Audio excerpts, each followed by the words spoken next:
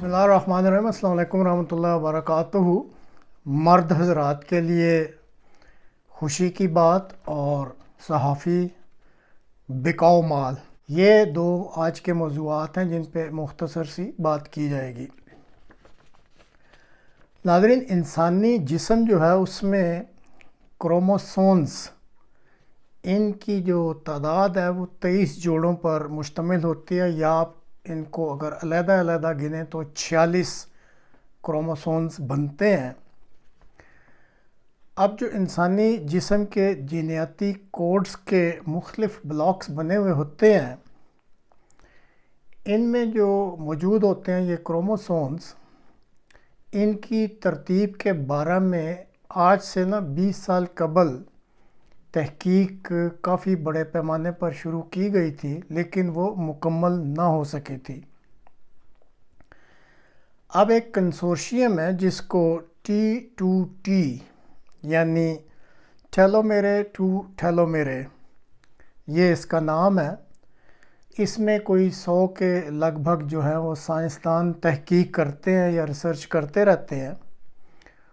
انہوں نے اب یہ دعویٰ کیا ہے کہ یہ جو مکمل نہیں ہو سکی تھی کروموسومز کی تحقیق، اب وہ کہتے ہیں کہ انہوں نے اس تحقیق کو ریسرچ کر کے یہ جو کروموسومز کی ترتیب تھی اس کو مکمل کر لیا ہے۔ اس وقت جو انسانی جسم ہوتا ہے، اس کے ہر سیل میں انسان کی جو جنس ہوتی ہے، مرد یا عورت، اس کے کروموسومز ہر سیل میں موجود ہوتے ہیں۔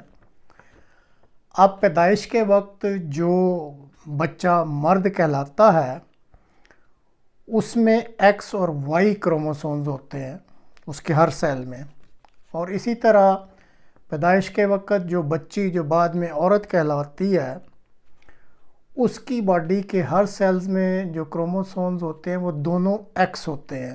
اور اس وقت تک جو تحقیق ہو چکی ہے اس کے مطابق وائی کروموسوم جو ہے وہ سب سے چھوٹا اور انتہائی پیچیدہ کروموسومز کہلاتا ہے۔ اور یہ جو اب کنسورشیم ہے جس میں 100 سائنسدان ہیں اور انہوں نے دعویٰ کیا ہے کہ انہوں نے ریسرچ مکمل کر لی ہے، وہ بھی دراصل یہ جو وائی کروموسوم ہے اس کی جو ترتیب تھی اس کو انہوں نے مکمل کرنے کا دعویٰ کیا ہے۔ اب اس کا فائدہ کیا ہوگا؟ یہ جو ترتیب مکمل ہوئی ہے، ان سائنسدانوں کے دعویٰ کے مطابق اب بعض مرد ہیں ان میں بانجھ پن ہوتا ہے، یعنی ان میں کچھ ایسے سپرم جو فرٹیلیٹی کے لیے ضروری ہوتے ہیں یا بچہ پیدا کرنے کے لیے وہ پیدا ہی نہیں ہوتے، تو اس کو مردانہ بانجھ پن کہتے ہیں۔ اسی طرح پھر مردوں کی جو صحت ہے اوورآل اور ان کی جو عمر کی طوالت ہے اس بارے میں بھی یہ جو اب ترتیب درست ہوئی ہے وائی کروموسومز میں، تو اس بارے میں مرد حضرات کی یہ جو صحت ہے، بانجھ پن ہے اور عمر کی طوالت، اس بارے میں مزید تحقیق کرنے میں اور دوائیاں ایجاد کرنے میں بہت مدد ملے گی۔ اور پھر اس ترتیب کو یا اس وائی کروموسومز کی جو ترتیب تھی اس پر تحقیق کرتے ہوئے سائنسدانوں نے یہ چیز بھی دریافت کی ہے کہ ان وائی کروموسومز کی جینز پر کچھ ایسے نشانات پائے گئے ہیں جو کہ مرد حضرات میں کینسر اور دل کی بیماریوں کے بارے میں بہت مفید معلومات دے سکیں گے، اور آئندہ یہ جو دریافت ہوئی ہے اس کو مد نظر رکھتے ہوئے میڈیکل کی دنیا میں بھی مزید بہتر جو ہے وہ معلومات آئیں گی، بہتر دوائیاں جو ہیں ان کو ایجاد کرنے میں مدد ملے گی۔ بہت سے مرد حضرات یہاں پہ جو مغرب میں تحقیق ہوئی ہے اس کے مطابق عورتوں سے 6 سال عمر کم پاتے ہیں، اور یہ سائنسدانوں کے لیے یا میڈیکل کی فیلڈ میں تھوڑی حیرانی کا باعث بن رہا تھا یہ معاملہ کہ یہ جو صنعتی ممالک ہیں یہاں پہ یہ کیا وجہ ہے کہ مرد جو ہیں وہ 6 سال پہلے ہی مر جاتے ہیں جبکہ عورتیں نہیں مرتیں۔ اب جب انہوں نے یہ کروموسومز کی ترتیب دیکھی ہے یا کی ہے وائی کروموسومز کی خاص کر، تو ان کو پھر کچھ چیزوں کا پتہ لگا ہے کہ یہ جو مرد حضرات ہیں ان کے جو وائی کروموسومز ہیں اس میں شکست و ریخت کا جو سلسلہ ہے وہ زیادہ ہوتا ہے، اور خاص کر یہ سیلز میں جو ریڈ سیلز ہوتے ہیں بلڈ کے، جس میں وائی کروموسومز ہوتے ہیں، یہ بہت جلدی جو ہے ان کو نقصان ہو جاتا ہے، اور پھر یہی ایک وجہ ہے جو ان کی عمر بھی کم ہوتی ہے۔ اور پھر یہ بھی ان کو جب یہ ترتیب کرتے ہوئے انہوں نے ریسرچ کی تو اس چیز کو بھی انہوں نے ثابت کیا کہ براہ راست جو کروموسومز ہیں، جو وائی کروموسومز جو مرد حضرات میں ہوتے ہیں، ان کو جو نقصان پہنچتا ہے تو اس نقصان کا مرد حضرات کی زندگی پر براہ راست اثر پڑتا ہے۔ تو یہ بھی ایک نئی دریافت ہوئی ہے۔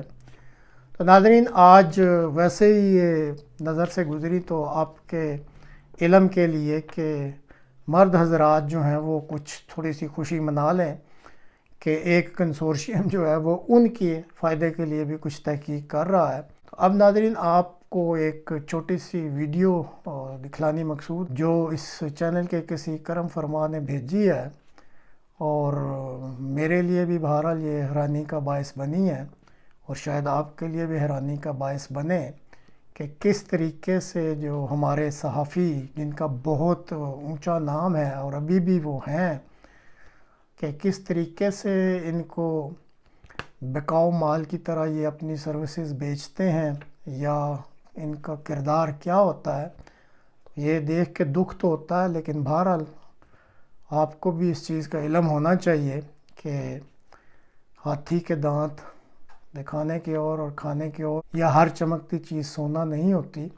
یہ جب اس طرح کے کوئی پردے اٹھتے ہیں تو پھر انسان حیران ہی ہوتا ہے کہ ہم سمجھتے کیا ہوتے ہیں اور اصل میں وہ چیز ہوتی کیا ہے۔ تو دیکھیں اور انجوائے کریں اور اپنے علم میں اضافہ کریں کہ پاکستان میں کیسے کیسے صحافی جو ہیں وہ خدمات انجام دے رہے ہیں۔ منظر عام پہ آیا بریگیڈیئر صاحب، ایک بڑا مشکل وقت تھا 1991 کا سندھ کے اندر، اور جب یہ پیسوں کی تقسیم ہوئی تو اس وقت میڈیا میں بھی بہت کچھ آیا، خاص کر جب یہ 1994 میں پہلی بار یہ چیزیں سامنے آئی، بہت سارے صحافیوں نے، وہی کامران خان کی جو رپورٹ تھی، تو کیا اس رقم کا کیا ہوا؟ کیا اس میں کوئی سچائی ہے اس میں؟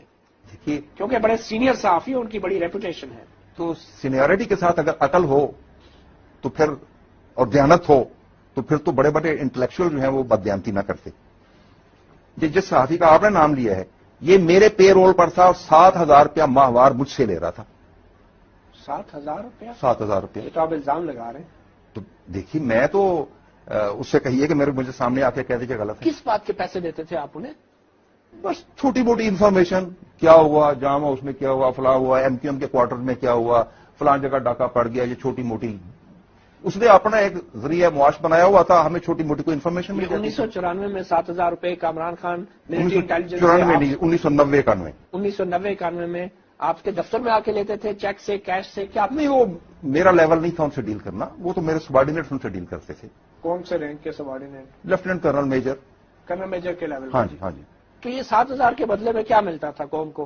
کیا قوم کا مفاد سرو ہوتا تھا؟ میں نے جیسے عرض کیا کہ بعض دفعہ کسی موضوع کے اوپر آپ کو انفارمیشن پریس کو دینا چاہتے ہیں جو کہ ان کے علم میں آنا ضروری ہے، بعض دفعہ ان کے ذریعے ہمیں اطلاعات ملتی ہیں کہ معاشرے میں کیا ہو رہا ہے یا عوام کی جنرل فیلنگ کیا ہے، تو یہ ان کی جو پرسپشنز ہیں وہ ہم تک پہنچتی ہیں۔ ایک بندے کے کہنے پر ہم کسی پہ عمل نہیں کرتے، یہ ساری انفارمیشن کورابوریٹ کی جاتی ہے، اس کو اتھینٹیکیٹ کیا جاتا ہے، اور جس چیز کے اوپر میکسیمم کورابوریشن ہو جائے اس کو ہم اتھینٹیکیٹ کر کہتے ہیں کہ یہ خبر پاسبلی۔ لیکن اس طرح کی پیمنٹ آپ کے رولز میں الاؤ ہوتی ہے؟ جی بالکل الاؤڈ ہے، مخبر کو پیمنٹ الاؤڈ ہے۔ تو کامران خان آپ کے مخبر تھے؟ جی یقیناً۔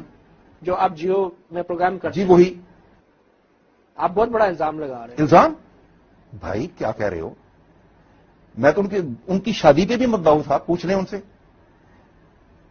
ان کا ہر ہفتے 10 دن کے بعد میرے دفتر میں چکر لگتا تھا، یہ بھی پوچھ لیں ان سے کس سلسلے میں آتے تھے۔ کیوں آتے تھے؟ آپ پوچھیں نا ان سے۔ تو آپ بتائیں نا۔ نہیں، میں تو بتا دی۔